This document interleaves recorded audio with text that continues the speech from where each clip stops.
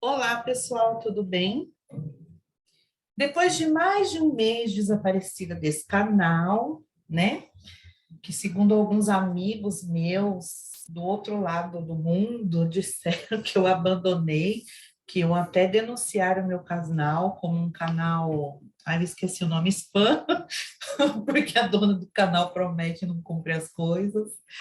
Mas, enfim, eu andei sumida por algumas situações de trabalho mesmo, né, que demandaram aí muito tempo meu, e alguns compromissos também na igreja,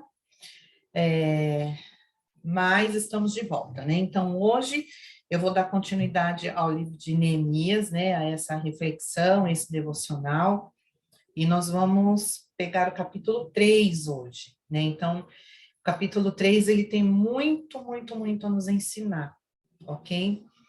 No devocional do grupo de discipulado, nós estamos no capítulo 4, nós também tivemos ali uma parada devido aos compromissos na própria igreja, né, que surgiram aí nesse mês de junho, e nós chegamos no capítulo 4 a semana passada, um capítulo também muito edificante para as nossas vidas, né, assim como todo o livro de Neemias, né, eu já li o livro todo, mas eu não li cada capítulo ainda estudando e meditando, né? Então, eu li o livro todo agora, conforme a gente avança lá no discipulado, eu vou avançando lá, né? E conforme eu avanço lá, eu avanço aqui com vocês, tá bom? Então, vamos lá. Antes de eu começar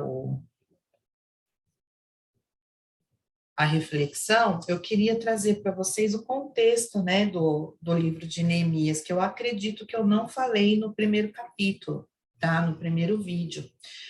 Então, só para que vocês entendam a importância de restaurar, a importância de edificar, a importância da devoção, do temor e do relacionamento com Deus, e a importância de nós nos colocarmos mesmo na presença do Senhor, dispostos a ouvir o que Ele tem a nos dizer. Eu acho que esse é o principal exercício, né, que cada um de nós, assim, devemos fazer diariamente. É se colocar na presença do Senhor, sem aquele posicionamento de pedir, pedir, pedir, mas, assim, ficar em silêncio e esperar para ouvir a voz de Deus. Vocês já repararam que quando a gente vai na presença do Senhor orar, a gente ora, a gente faz a nossa oração, a gente pede, mas a gente não permanece ali para ouvir o que ele tem a dizer. Pode ser que ele não fale ali naquela hora, ele vai falar em um outro momento, mas nós precisamos ter atenção a isso, em permanecer na presença do Senhor para ouvir a resposta dele. É ali que ele fala com a gente, ok? Na presença dele. Ele pode falar de diversas formas, mas ele gosta muito quando um filho dele fica na presença dele em silêncio, esperando ouvir a voz dele e o que ele tem a nos dizer, certo? Então, trazendo aqui um pouquinho do contexto desse livro, né, da época que aconteceu tudo isso, no ano de 586 antes de Cristo, o rei Nabucodonosor, ele destruiu Jerusalém e levou o povo judeu cativo lá para a Babilônia, né? Uma parte ficou em Jerusalém e eles ficaram ali em uma situação bem precária, né, passando muita necessidade, e outra parte foi levada para a Babilônia. Entre esses que foram levados lá para a Babilônia, tinha alguns nobres, como foi o caso de Daniel, Sadraque, Mesaque e Abednego, né? Eles foram levados já para o palácio para morar ali com o rei.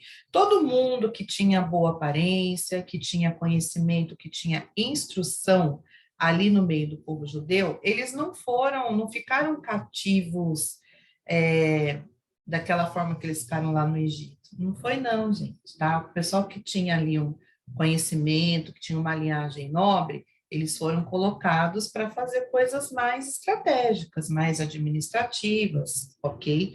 No caso de Neemias, por exemplo, né, ele se tornou copeiro do rei. Neemias, ele nasceu na Babilônia, ele era um babilônico, tá? Para quem não sabe. Então, vamos lá. E no cativeiro, né, assim, foi um cativeiro de 70 anos, né, onde na época em que o cativeiro foi anunciado, tiveram falsos profetas que disseram ao povo que o cativeiro não aconteceria, né, outros falaram que o cativeiro seria num curto espaço de tempo, mas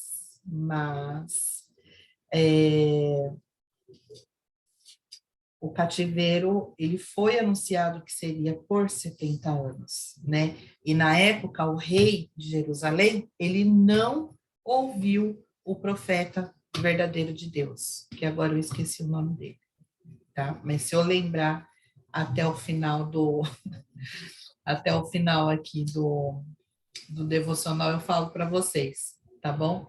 Mas eu esqueci o nome dele, esqueci mesmo, gente. E eu também, assim, eu lembrei dele enquanto eu estava escrevendo aqui, mas eu não escrevi o nome, então, assim, eu esqueci mesmo, desculpa, mas se eu lembrar, eu falo para vocês. Então, assim, durante esse tempo de cativeiro, né, lá de Jerusalém, ou cativeiro lá da Babilônia, tiveram três oportunidades de reconstrução de muros, que eles chamam aqui de 3 turnos para a reconstrução dos muros. Primeiro foi com Zorobabel no ano de 516 a.C., depois foi com Esdras no ano de 457 a.C., e depois, em seguida, com Neemias no ano de 444 a.C. Jerusalém ficou debaixo de escombros por 142 anos, tá? Esse foi o tempo que Jerusalém ficou ali naquela situação. E, pessoal, é o seguinte, o contexto ali, ninguém acreditava, né, quando Neemias se dispôs, né, se colocou ali, atendeu ao chamado de Deus, né, para a reconstrução dos muros, ninguém acreditava que seria possível a cidade ser reconstruída. Ninguém acreditava. Depois de tanto tempo, com tantos obstáculos, com tantos inimigos, com tantos empecilhos, ninguém acreditava. Tanto que nos 2 primeiros turnos não deu certo. Então, a maioria, a grande maioria esmagadora das pessoas pensaram, da terceira vez também não vai dar, porque tinha o contexto político envolvido, né? Era uma série de coisas. E tinha uma outra coisa, né? Assim, da época de Zorobabel para Neemias, politicamente não se mudou muita coisa, tá? Não teve, assim, alteração de leis, tá? Não teve. O que teve de diferente que fez com que Neemias tivesse êxito e sucesso na reconstrução dos muros foi o coração. Zorobabel e Esdras eram homens de Deus, eram homens fiéis a Deus. No entanto, o coração deles não estava naquela obra. Não estava. E o Senhor Deus conhece o nosso coração profundamente. Profundamente. Ele sabia o que estava no coração de Neemias. Se nós buscarmos aqui nas Escrituras, nós não vamos encontrar nenhuma menção de que Esdras, de que Zorobabel lamentaram, choraram aos pés do Senhor, jejuaram para poderem reconstruir os muros. Mas Neemias fez isso. Então, eu acho assim maravilhoso as lições assim de devoção e de obediência que nós encontramos aqui no livro de Neemias. E eu sempre bato nessa tecla, e quem conversa comigo mais proximamente, quem me conhece mais proximamente, né, sabe que assim eu tenho frio na espinha quando eu escuto uma pessoa chegar para mim e falar assim, Sidneia, Deus conhece meu coração, Ele sabe da minha intenção, né? E por que que eu tenho frio na espinha? Porque quando eu voltei para os caminhos do Senhor, depois de ficar 7 anos afastada, foi quando eu retomei a minha caminhada com Jesus Cristo, durante o tempo que eu fui discipulada, é que eu aprendi que eu não sei nada sobre mim. O íntimo do meu coração, o profundo, oculto, do escondido, do mistério do meu coração, eu não sei. Quem sabe é Deus. E um dia, quando eu ouvi isso da minha discipuladora, da irmã que me acompanhou e me acompanha, na verdade, até hoje é mais uma mentoria do que um discipulado, né? Quando ela falou isso para mim, ela falou o seguinte, ela me orientou da seguinte forma: ore ao Senhor, né? Assim, se consagre e ore ao Senhor e peça para Ele revelar a você o que de fato está em seu coração. E eu fiz isso. E quando, assim, eu busquei por um tempo, assim, não foi de imediato, porque o Senhor revela para nós o que tem em nosso coração quando nós estamos preparados para ouvir, tá? Você pode não aceitar, mas você tem que estar preparado para ouvir. E no momento que eu estava preparada para ouvir o que estava em meu coração de verdade, né? Teve coisas que eu reconheci e já comecei ali um processo de mudança, de restauração e de edificação na minha vida. Mas teve partes da minha vida que eu me recusava a aceitar. Eu sabia que eu estava errada, mas eu me recusava a aceitar. E o Senhor, ele só começou a operar nessa parte da minha vida quando eu permiti, quando eu dei a liberdade para o Espírito Santo entrar e fazer o que ele precisava ser feito. E aí começou a grande virada da minha vida. Aí começou um processo de conversão genuína à palavra do Senhor, a compreensão do sacrifício da cruz, do que significa estar na presença do Senhor e de tudo que eu precisava deixar para trás, coisas, pessoas, hábitos, um monte de coisa, tá? Que eu precisava deixar, abandonar para que o Espírito Santo pudesse habitar em mim. Bom, aí eu acabei contando uma parte do meu testemunho, né? Mas não fica só por aí, mas eu fecho aí o meu testemunho e vamos seguir aqui com a questão de Neemias. Então, Neemias, ele foi um servo de Deus, né? Um filho de Deus, que ele tinha o coração aquecido por estar naquela obra. É aquela chama que queima assim na gente, que a gente precisa fazer aquilo. Se a gente não fizer aquilo, a nossa vida não terá nenhum sentido. Nenhum sentido.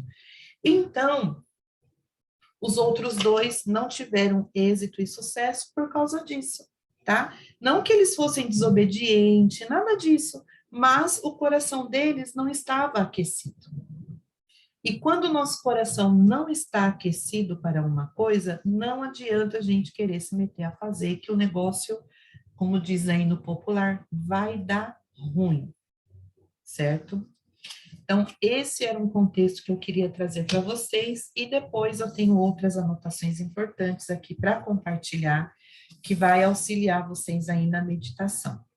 Uma outra coisa que eu queria trazer para vocês também, não levem isso como um puxão de orelha, tá? Longe de mim, não sou ninguém para dar um puxão de orelha.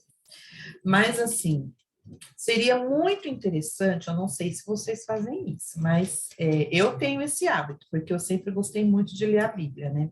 Seria muito interessante que vocês comentassem, né, assim, o que vocês têm conseguido, assim, comenta debaixo ali nos comentários desse vídeo, né, assim, o que vocês têm conseguido aprender e colocar em prática efetivamente na vida cotidiana de vocês, no seu dia a dia, porque esse é o principal objetivo de um devocional.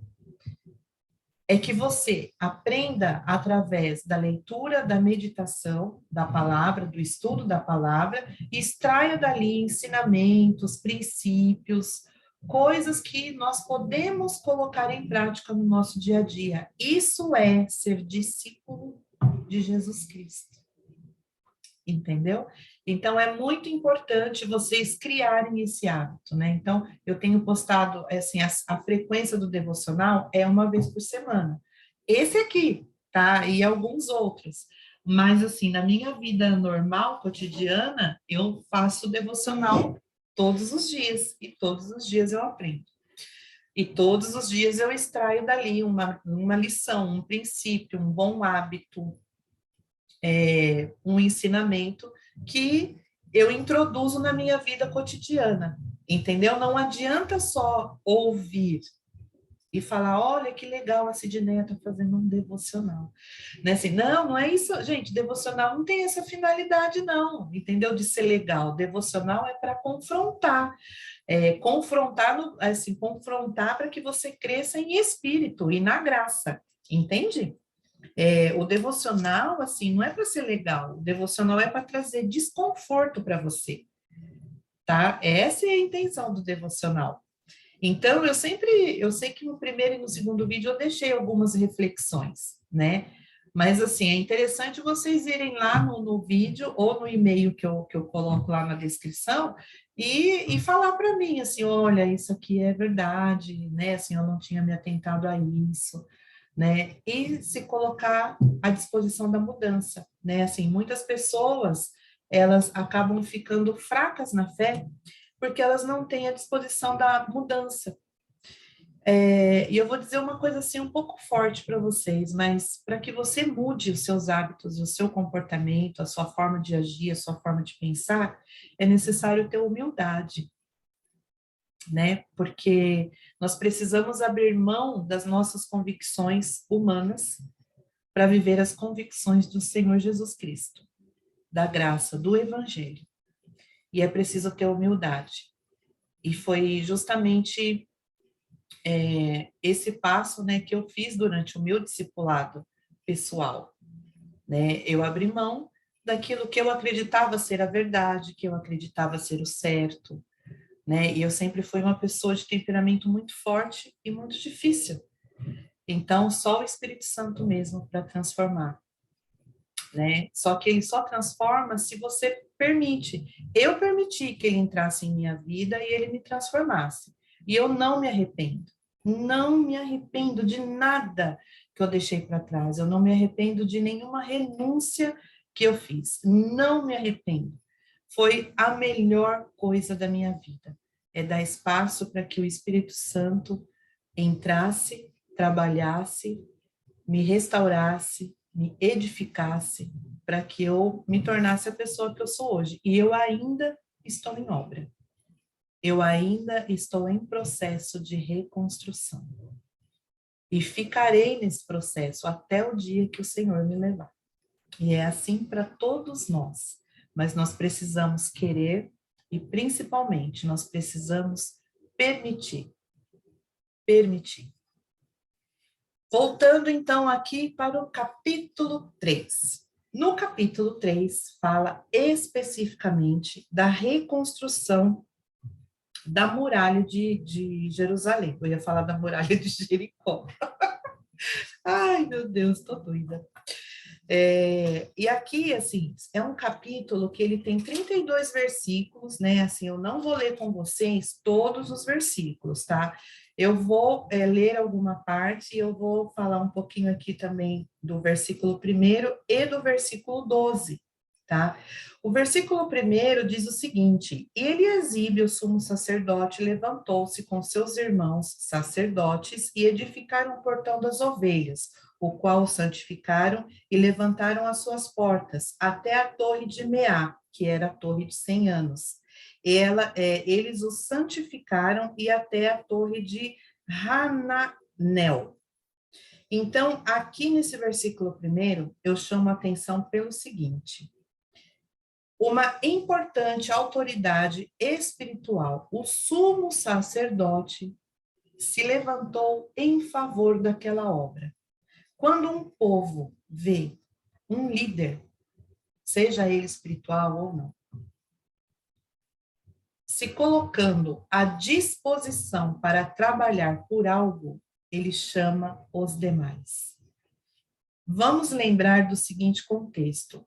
Jerusalém estava destruída. A cidade estava acabada, desolada. Imagina a autoestima daquele povo. Como que não deveria estar? Eles estavam desacreditados. Eles eram motivo de chacota, motivo de zombaria. Né? Nós vimos aqui no capítulo 2, os três principais que se levantaram, né, contra essa obra, Sambalate, Tobias e Gesem, né, que mais para frente a gente vai ver a atuação deles ali no capítulo 4 também. Então, o povo de Jerusalém estava numa situação precária. Eles não tinham autoestima nenhuma. Nenhuma. Se o sumo sacerdote não tivesse, vamos dizer assim, vestido a camisa da firma e colocado a mão na obra mesmo, de verdade, em favor do mestre ali, que seria o mestre de obra, né, o principal mestre de obra, o engenheiro, construtor, Neemias, para poder fazer a reconstrução dos muros e dos portões de Jerusalém, nem todo mundo, possivelmente, nem todo mundo iria abraçar essa obra também. Iriam permitir que a chama, né, no coração se acendesse em favor de se colocar ali junto de Neemias e fazer a reconstrução daquilo, certo? Então, é muito importante nós termos sempre junto de nós, assim, pessoas que acreditem na gente, que acreditem no nosso projeto, que acredite no nosso sonho, né? Se bem que esse sacerdote aqui, lá para frente, ele deu uma virada de casaca, né? Ele deu uma virada de casaca, mas nesse momento, no início de tudo, onde Neemias precisava, assim, do apoio de alguém ali da cidade, porque Neemias não era dali, Neemias nasceu na Babilônia, entendeu? Neemias não conhecia Jerusalém. Ele não conhecia o povo, ele nunca tinha ido lá. Vocês precisam entender isso, tá? Ele nunca tinha ido lá, ele não era lá de Jerusalém. Ele era babilônico, ele nasceu no cativeiro. E ele precisava, assim, ele precisava de pessoas ali da terra, né, que dessem apoio a ele. E nesse momento, o sumo sacerdote ali de Jerusalém teve essa iniciativa para ajudar Neemias a convocar o povo para ir construir. E assim foi. Vocês podem perceber que do verso 2 em diante, né, sempre vai ter a palavra próximo, edificaram, restauraram, reparou, próximo dele, depois dele, próximo dele, junto dele, ao lado dele, dependendo da versão da Bíblia. Se não me falha a memória, na Almeida Revista e Corrigida, está assim, e depois dele, e junto dele, e depois dele, e junto dele. Aqui, na King James, está próximo dele, depois dele, próximo dele, depois dele. Esse próximo dele, depois dele, gente, é exatamente isso. Próximo dele, do ladinho, colado, depois dele, próximo dele, depois dele, próximo dele, depois dele. É assim, ó, para fechar brecha, tá? Então, o muro, né, de Jerusalém, os portões, cercavam ali toda a cidade. Por isso, precisava de muitas pessoas, de todos eles, um próximo do outro, depois do outro, sem deixar brecha, para que não desse oportunidade para ninguém mais que não fosse dali ou autorizado pelas autoridades ali da cidade tivessem acesso aos portões para poder se adentrar a Jerusalém, entende? Era fechar mesmo as brechas para que os inimigos não tivessem nenhum acesso a Jerusalém, certo? No versículo 12, fala o seguinte: e próximo a ele reparou Salum, o filho de Haloés, o governante da metade de Jerusalém, ele e as suas filhas. Aqui nesse versículo 12, eu chamo a atenção pelo seguinte: provavelmente Salum não tinha filhos homens, Mas ele tinha as filhas mulheres e elas se juntaram e foram ajudar na reconstrução dos muros. Entende? Em todo lugar, aqui na Bíblia, em todo lugar, em todo momento importante, vocês podem perceber a presença de mulheres extraordinárias que ajudaram em grandes feitos para que a obra de Deus fosse perfeita naquele momento. Não pensem que eu sou feminista, tá? Que eu sou daquelas que, porque mulher tem direito. Não, não é isso. O que eu quero dizer aqui é que a mulher ao lado de homens, de Deus, tá? Ela consegue exercer um papel muito relevante para a obra de Deus, muito relevante. Não estou aqui me referindo a títulos, a posição, nada disso, nada disso. Isso é o que menos importa, sabe? Título e posição, tudo isso fica aqui. O que importa é a nossa atitude, entende? Essas meninas, elas poderiam falar assim, pai, eu não vou, porque eu sou mulher, eu vou fazer o que lá? Pegar em ferramenta, né, vai estragar minha mão e não sei o quê, elas poderiam dar 1001 desculpas. Não, elas foram junto com o pai para ajudar na reconstrução dos muros e dos portões de Jerusalém. Elas fizeram o papel delas. São mulheres extraordinárias. E na Bíblia está cheio delas. Cheio delas. Uma outra questão que eu quero chamar muita atenção aqui de vocês, que é importante que vocês tenham o hábito de refletir sobre isso, né? Eu falo refletir, mas assim, a palavra que me vem à mente mesmo é o remoer. Sabe o remoer? Quando você ouve algo assim e você fica pensando naquilo, pensando, refletindo, e aquilo toma conta de você durante dias, durante um tempo assim considerável. E através daquilo você vai conseguindo mudar a sua forma de pensar, você vai tendo uma maior consciência, né, do momento que você está vivendo, daquilo que você está passando, o processo que você está passando. Lembra que no capítulo 2 eu falei bastante do processo, né? Tudo na vida, nada é por acaso, né? Tudo é um processo que a gente passa.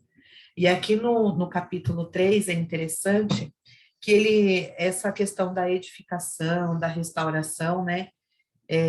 Eu encontrei aqui no capítulo 3 7 edificações na reconstrução e 35 reparações. A palavra em si. 7 edificações foram feitas e 35 reparações. Reparações e edificações. A nossa vida, ela gira em torno de reconstrução, de edificação e de reparação. Entendem? A nossa vida gira em torno disso. E o que eu quero, assim, trazer mesmo de aprendizado, assim, para vocês e fazer com que vocês reflitam nisso, né? Será que você, nesse momento, você é capaz de reconhecer o diagnóstico da sua vida, esse momento que você está vivendo? Você é capaz de reconhecer as coisas que você precisa abandonar, largar para trás, para que o Espírito Santo entre na sua vida e traga a reconstrução, nossa, você pode estar pedindo isso há meses, há anos, né? E nada acontece. E às vezes você não entende o porquê que as coisas não acontecem. Meu querido, minha querida, as coisas não acontecem se nós não tivermos um posicionamento, a disposição de trabalhar a favor para que isso aconteça. E muitas vezes, eu ouso dizer que é na maioria das vezes, as coisas elas só vão acontecer quando a gente abandonar velhos hábitos, pessoas que não edificam a nossa vida, não faz com que a gente cresça. Ao contrário, existem pessoas tão tóxicas junto de nós. Se você parar para pensar assim, junto de mim, graças a Deus eu eliminei todas, tá? Não briguei com ninguém, mas eu eliminei. Do meu convívio eu eliminei. Existem pessoas que ficam próximas da gente e assim, elas não vibram com nenhuma vitória nossa, com nenhuma conquista. Se você teve ali uma mudança, sabe, assim, mudança de você, assim, dizendo, falando assim do seu eu, se você teve mudança de pensamento, mudança de posicionamento, mudança de opinião, elas vêm com 10 pedras na mão para te julgar, para te criticar, né? Nunca para falar, nunca chega para você e fala assim, nossa, eu nunca tinha pensado dessa forma. Olha, eu vou refletir sobre isso também, depois a gente conversa. Não, já vai falar, assim, geralmente falar, você é Maria, vai com as outras, você ouviu isso de fulano, por isso que você está falando, você tá desse jeito só porque fulano também tá, então, assim, eles nunca dão mérito para você mesmo, sabe, assim, para a sua capacidade de transformação, que todos nós temos, basta a gente deixar o Espírito Santo agir em nós, se a gente der essa permissão, ele age e faz milagres. Se a gente não der, infelizmente, nada vai acontecer. Deixa eu ver quanto tempo eu tenho aqui. 13 minutos. Gente, eu acho que esse vídeo vai ficar um pouquinho mais longo do que os outros, tá bom? Mas, assim, se faz necessário, eu não quero deixar essa reflexão do capítulo 3 dividida em 2 vídeos e nem pela metade. Eu quero falar tudo que está aqui no meu coração para vocês, para que vocês, de fato, venham a crescer, sabe? Espiritualmente, na graça e no amor de Cristo Jesus, que é o que a gente precisa, tá bom? O interessante também, né, na reconstrução desse muro, por que que isso foi possível, né, a reconstrução desse muro? Porque teve todo um processo lá atrás, né? Primeiro, Neemias atendeu ao chamado de Deus, tá? Segundo, ele foi conhecer o que ele precisava, né, o terreno, né, que é o capítulo 2. O primeiro capítulo fala sobre o chamado de Neemias. Ele foi chamado, levantado por Deus para reconstruir os muros de Jerusalém. E ele atendeu sabiamente esse chamado. O segundo, ele foi fazer todo o levantamento, né? Ele partiu para Jerusalém e ali ele foi conhecer o terreno, né? Ele foi sondar, ele foi entender assim, não, meus irmãos, né, falaram que está tudo destruído, né, que está tudo por terra, que o povo está no opróbrio, mas assim, eu preciso ir lá e ver, ok? Então, olha a importância de nós conhecermos a situação como um todo antes de traçar qualquer plano, antes de sair falando aquilo que a gente não sabe, antes de tomar qualquer atitude, primeiro vamos conhecer o contexto. E foi isso que Neemias fez. Ele foi para Jerusalém conhecer o contexto. Estando lá em Jerusalém, aí vem minhas outras anotações, né? Ele fez, primeiro, o diagnóstico de como estava a situação da cidade. Segundo, ele identificou os problemas. Então, assim, eu só sei quem eu vou precisar para estar junto de mim, para trabalhar junto comigo nessa reconstrução, se eu souber quais são os problemas. Então, lembra que no capítulo 2 ele saiu sem falar para ninguém, ele não abriu a boca. Foi ele, eu acho que mais 2 pessoas e o cavalo. Eles saíram para olhar, para ver, para entender, assim, de fato, como é que estava o negócio, entendeu? E ele não falou isso para ninguém. Para ninguém. Terceiro, né, assim, ele soube administrar. Então, tudo que é grande, assim, ele soube administrar todos os recursos que ele tinha para ele poder fazer a reconstrução e a restauração daqueles muros, certo? Ele soube administrar cada recurso, ele soube fazer a distribuição de cada recurso que ele recebeu ao longo do caminho. Lembra que o rei deu cartas para ele pegar madeira, todos os materiais que ele necessitasse para que ele pudesse fazer a reconstrução? E ele soube administrar todos esses recursos, tá? E aí tem alguns princípios que a gente tira, né, de toda essa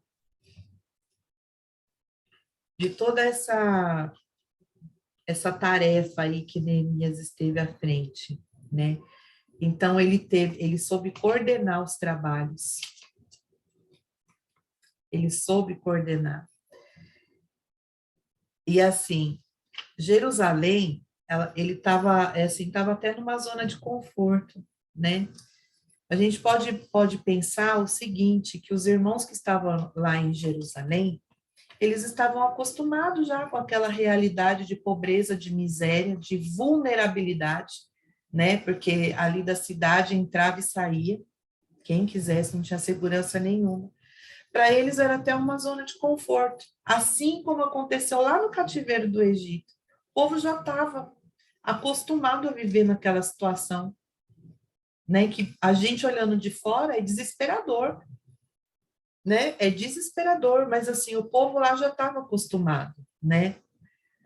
E a gente precisa aprender, né, que é possível a gente reconstruir. É possível a gente transformar a nossa vida. É possível nós criarmos novos hábitos, nós conhecermos pessoas melhores, pessoas que venham edificar a nossa vida, que venham nos ajudar a crescer em graça e no amor do Senhor. É possível, basta você permitir. E aqui, é assim, nessa questão da coordenação, nesses outros 3 pontos que eu li aqui, que foi o diagnóstico, identificar os problemas e a administração, eu vejo muito a questão da visão de águia, né? Para que você tenha esse domínio, esse conhecimento sobre a sua vida, você precisa ter visão de águia. Existem momentos na nossa vida que a gente precisa parar, às vezes até assim, ficar um pouco isolado, um pouco introspectivo, e refletir e analisar mesmo com muita cautela e frieza, sem deixar o emocional tomar conta, né? Assim, com muita razão mesmo. A gente precisa parar para refletir de forma racional qual é o rumo que a sua vida teve até aqui. Olha tudo, todas as áreas da sua vida. E veja se você consegue identificar o que é que de fato falta para ela ficar melhor. Porque ela pode melhorar, certo? Ela pode ser reconstruída, né? Teve também o alinhamento. Aqui a gente percebe no capítulo 3 que Neemias, ele colocou as pessoas certas nos lugares certos. Vocês podem ver que o muro, ele foi construído em tempo recorde, a gente vai ver em outro capítulo isso. Mas assim, ele foi construído em tempo recorde. Ninguém durante essa reconstrução, ninguém que se colocou aqui à disposição roeu a porta, abandonou a obra. Ninguém. Ninguém.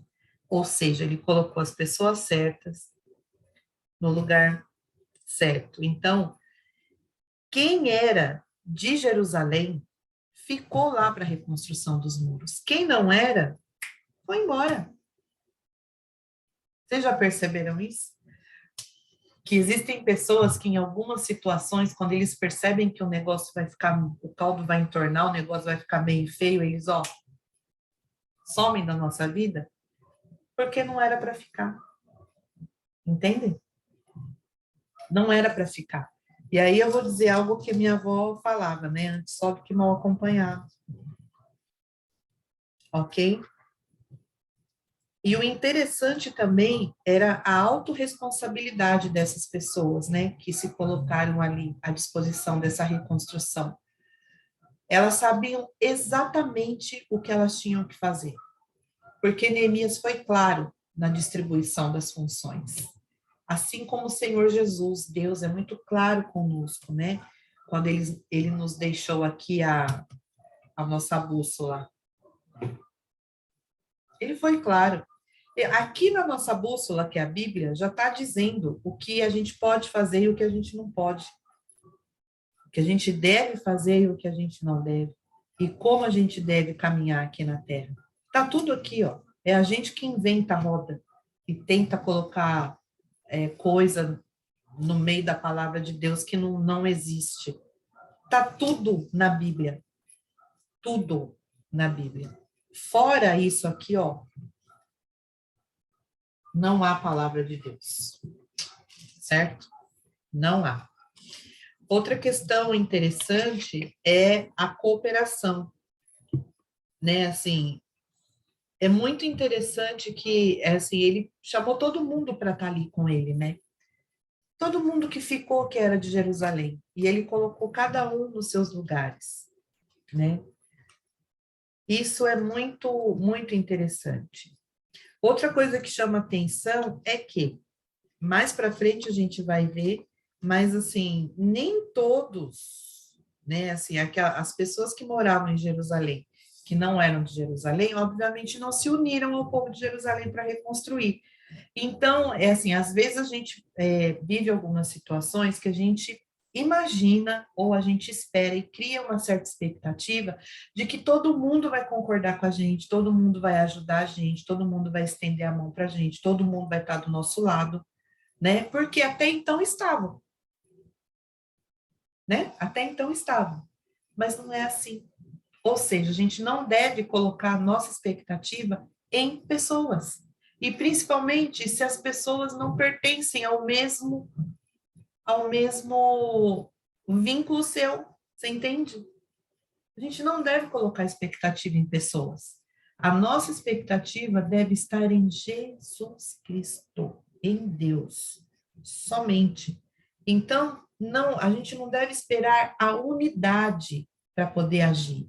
A gente não deve esperar, por exemplo, a situação ideal, né, que a gente acha que é ideal, a situação perfeita, o momento ideal, o momento perfeito. Gente, esquece isso. Esquece.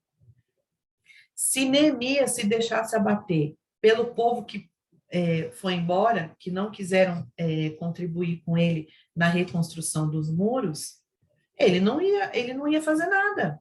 Não ia ser possível, mas ele não se deixou abater, entendeu? Existem pessoas também que, assim, elas não reconhecem o privilégio que é estar ao lado de alguém que está fazendo uma grande obra. Elas não conseguem imaginar quão privilegiadas elas podem ser. Eu não digo por ter recompensas materiais, não é isso não, mas é de edificação mesmo, sabe, de alma e espírito. É daquilo que o Senhor opera em nós, sabe? Quando a gente está do lado de uma pessoa que está executando uma grande obra, a gente acaba sendo contaminado no bom sentido por aquela atmosfera de bênção, de uma atmosfera espiritual muito assim que traz uma alegria, uma plenitude para a gente, sabe? Uma felicidade para o nosso coração. E tem pessoas que não enxergam esse benefício, porque é um benefício, né? A gente também não deve esperar por aprovação de todo mundo para poder fazer as coisas, sabe? Existem coisas que é para a gente fazer sozinho mesmo. Não é para a gente ter ninguém do nosso lado. Existem coisas que é para a gente fazer só. Por quê? A bênção é só para você. Entende? Quantas vezes eu já, assim, eu escutei relatos, né, de pessoas, por exemplo, que o Senhor, assim, segurou um pouco a bênção, sabe? Porque a pessoa insistia em fazer as coisas em sociedade com alguém, em parceria com alguém, e não era para fazer. E a pessoa não estava entendendo o que o Senhor estava falando com ela. Quando ela passou a entender e ela começou a fazer as coisas da forma que o Senhor pediu para ela fazer, as portas se abriram sobrenatural. Vocês conseguem entender o que eu estou querendo dizer? Para Deus, nós somos todos iguais. Para Deus, nós somos todos iguais. Para Deus não tem diferença entre nós, seres humanos. Não tem, nós somos todos iguais. Mas para pessoas, nós temos um certo valor, né? Que geralmente é algo em troca, né? Se eu me unir a fulano, o que ele tem em troca para dar para mim? É bem assim que o negócio acontece, né? Outra questão interessante é que Neemias sempre motivou o povo para aquela grande obra. Ele foi um bom líder, um bom motivador, né? Outra questão também, ele transcendeu o valor das pessoas. As pessoas receberam ali aquela oportunidade de reconstruir os muros, né, como algo extremamente para elas edificante e honroso em estar ajudando na reconstrução dos muros. Ele elevou, assim, ele ajudou a elevar a autoestima dessas pessoas, né? E a comunicação dele, né? A comunicação de Neemias, ela foi feita de forma muito clara. Ele deu instruções muito claras. Por isso, a equipe que estava ali com ele, né, as pessoas que estavam ali na reconstrução, cada um sabia exatamente o que deveria fazer e como deveria fazer. Outra lição, a questão de delegar. Delegar é permitir que outras pessoas façam, né? E o delegar é um exercício tão difícil para algumas pessoas, porque tem pessoas que gostam de tomar conta de tudo, de fazer tudo sozinho. Já pensou se Neemias tivesse escutado o chamado do Senhor, atendido o chamado do Senhor, tudo, a hora que chegasse lá em Jerusalém, ele não confiasse em ninguém para fazer a reconstrução daqueles muros, ou confiasse em alguns poucos homens, né, que o acompanhou para lá, e ele se metesse a fazer essa tão grande obra sozinho, sem a ajuda de ninguém. E delegar inspira o quê? Que nós tenhamos confiança no outro. Se não tem confiança, não tem como ter relacionamento, né? E eu vejo muito isso, assim, na nossa vida prática, quando a gente está na presença do Senhor, principalmente posicionado, esperando receber do Senhor algo, né? E o Senhor, assim, ele responde a gente e ele concede no tempo dele, não é no nosso. E muitos irmãos eu vejo não receberem a bênção, né? Assim, não terem a resposta que querem da parte de Deus, porque não tem a confiança em esperar no tempo de Deus. Então, se demora um pouquinho, a pessoa já pensa que Deus não está naquele negócio, a pessoa já pensa que o Senhor não vai atender, não vai conceder, e não é assim.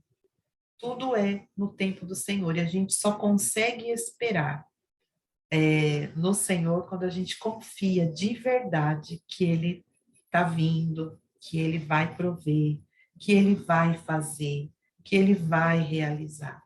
Não importa o tempo que demore. Ele nunca esquece aquilo que Ele prometeu. E é interessante, né, que o Senhor prometeu que levaria o povo de volta para Jerusalém. O Senhor prometeu. E o Senhor cumpriu. Muitos se desviaram do caminho. Muitos se deixaram levar pela crença, né, dos babilônicos, se juntaram até a outros povos e abandonaram o Senhor. Mas aqueles que se mantiveram firmes voltaram do cativeiro. Vou deixar de lição de casa para vocês aí. Leiam o Salmo 126. É sobre a libertação do cativeiro babilônico. Salmos 126. Leiam e meditem neles. É muito maravilhoso.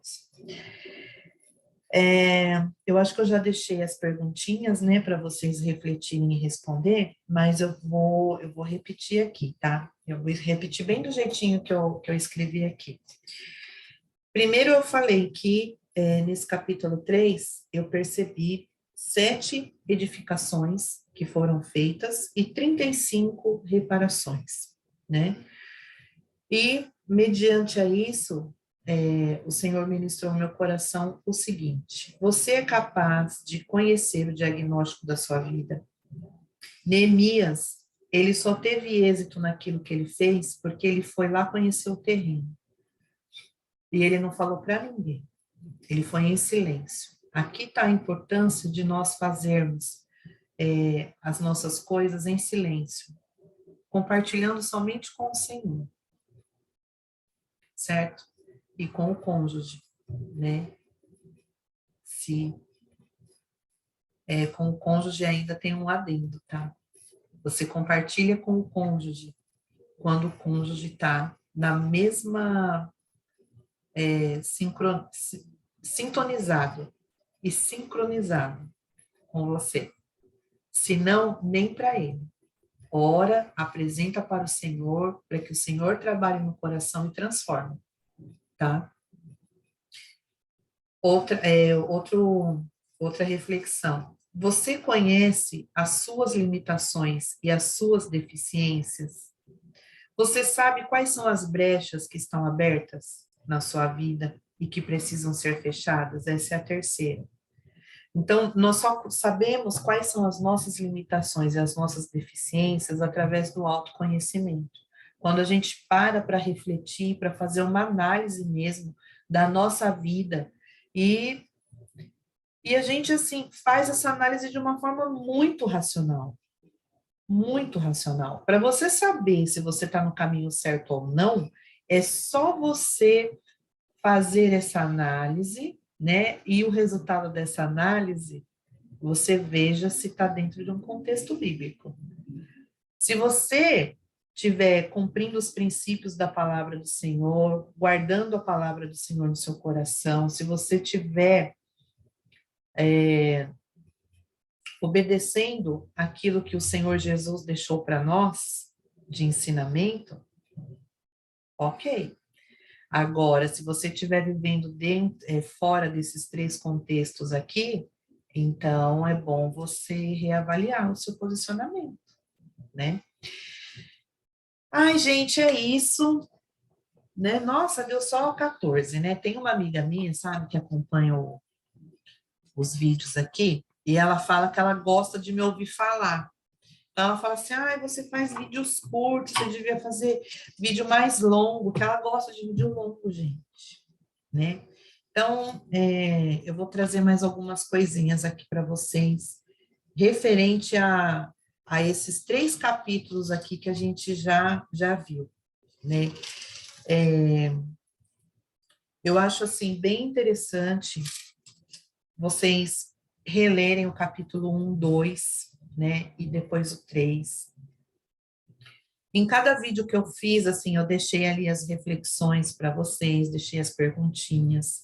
É interessante vocês compartilharem comigo para ver se eu estou conseguindo, de fato, ajudá-los de alguma forma, não é mesmo?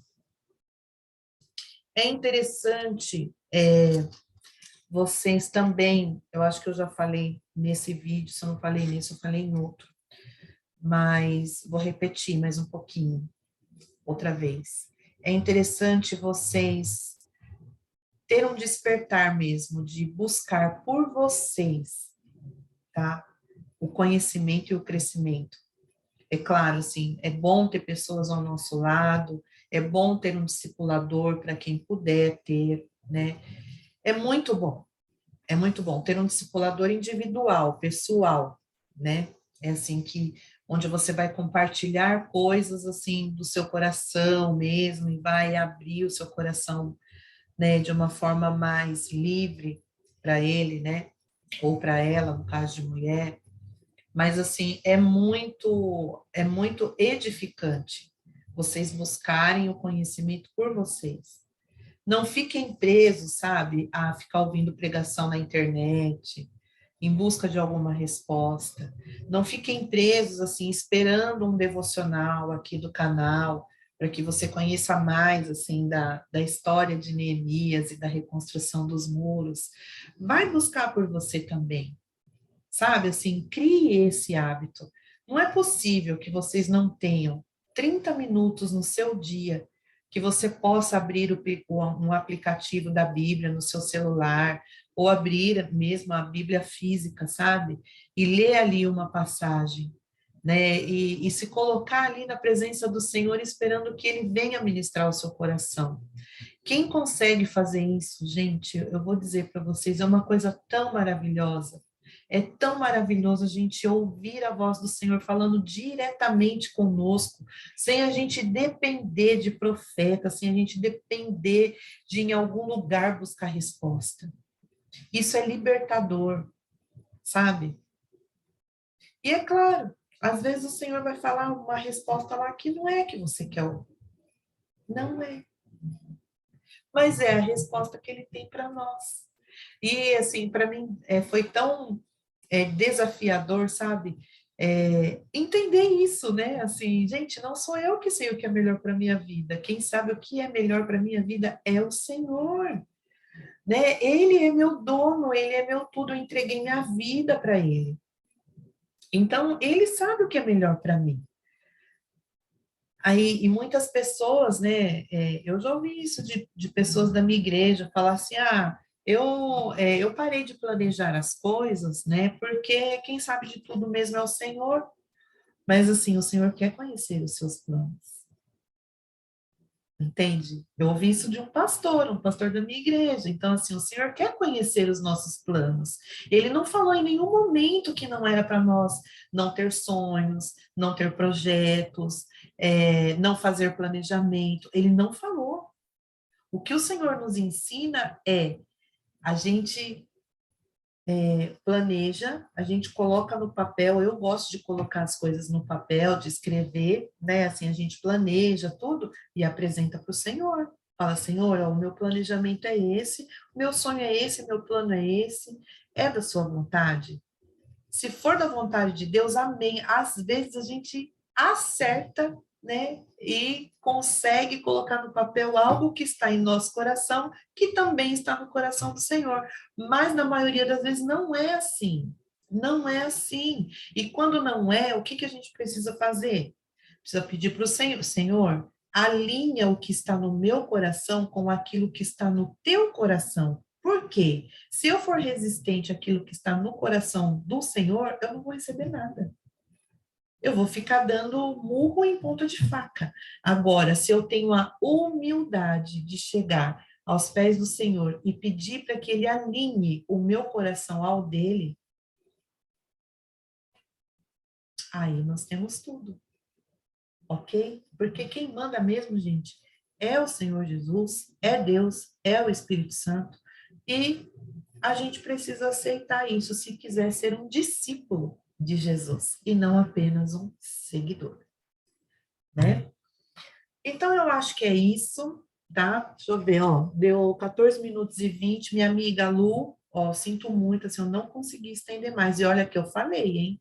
Falei bastante, mas, assim, não consegui me estender mais, mas, assim, deixa eu ver se tem mais alguma coisa aqui para eu falar com vocês. Gente, sabe por que que eu gosto desse canal aqui? Porque assim, meu canal tem pouquinho inscrito, né?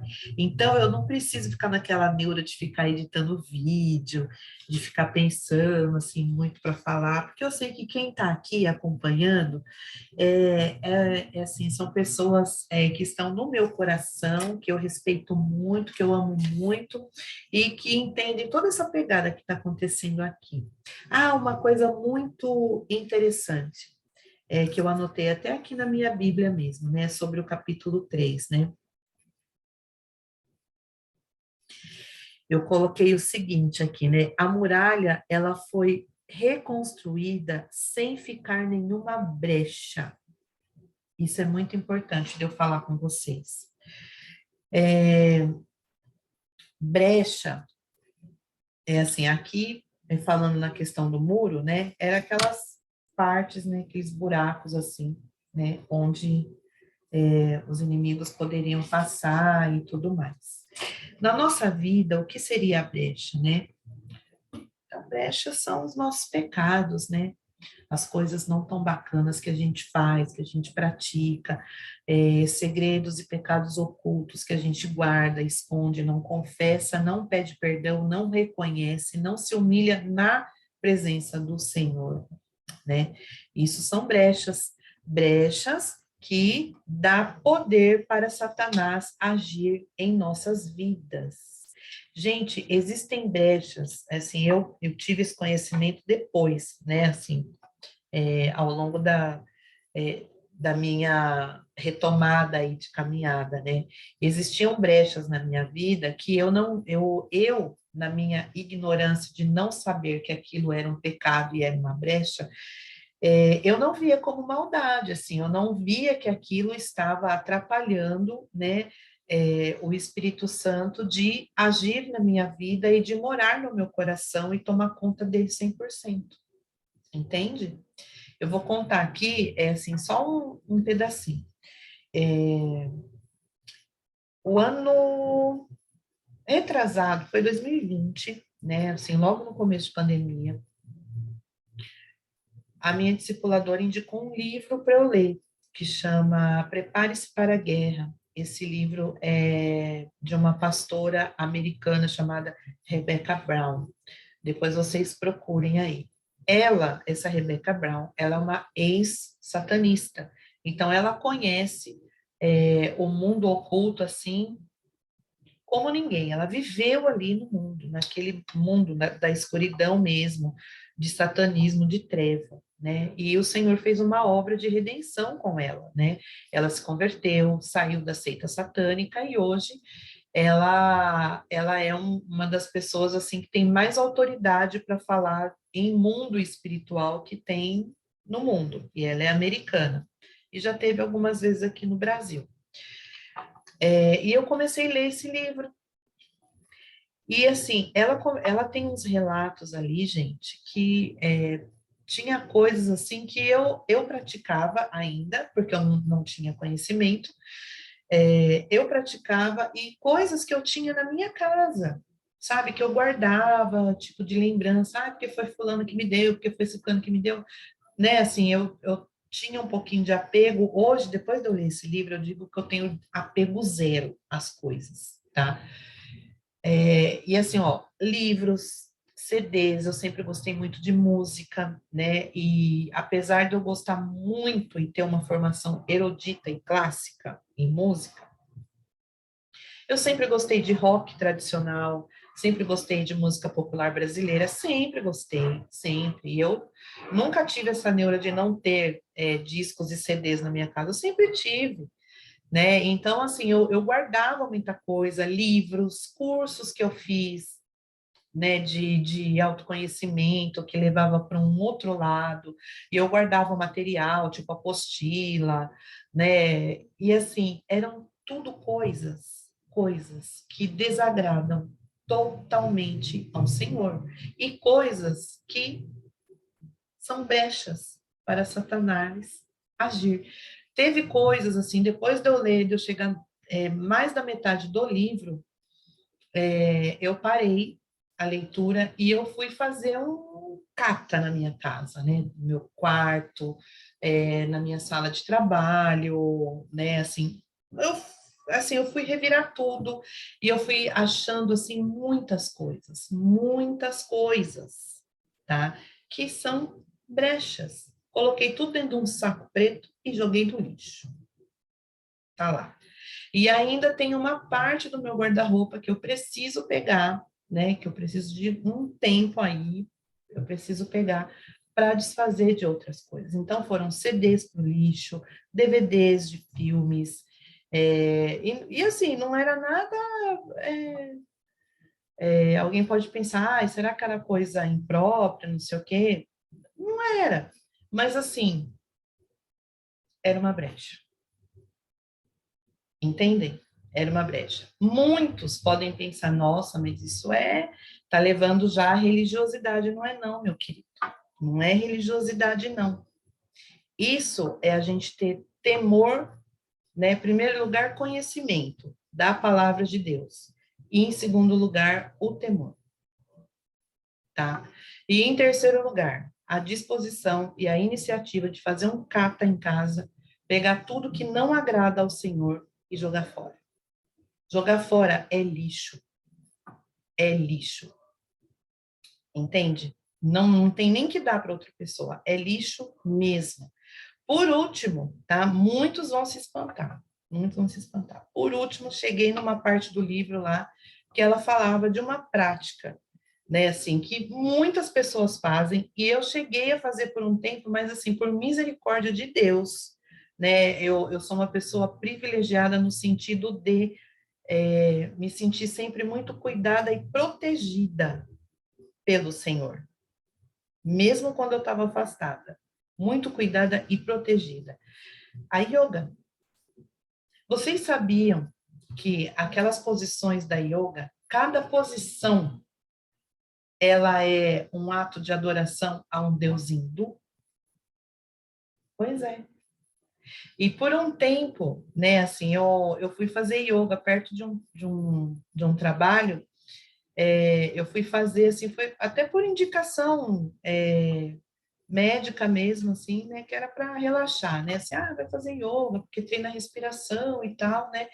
O treinar a respiração, ok, tá bom, isso não tem problema nenhum, e a gente pode fazer esse treino de respiração fora da prática da yoga.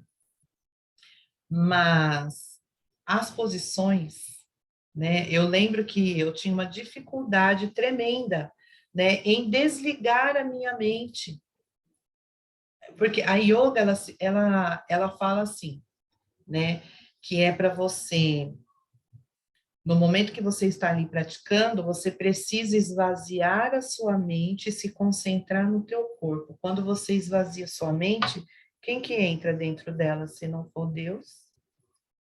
Quem que vai entrar? Entende, gente?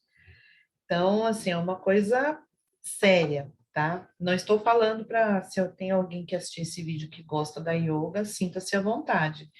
Mas, assim, cuidado, né? Porque cada posição da yoga, ela é uma reverência, ela é uma adoração a um deus hindu, tá bom? Então é isso, gente. Muito obrigada por me ouvirem, por ficarem tanto tempo aqui. Possivelmente semana que vem estarei de volta com o capítulo 4. Se eu conseguir uma folguinha, eu posso até postar o capítulo 4 antes, tá bom?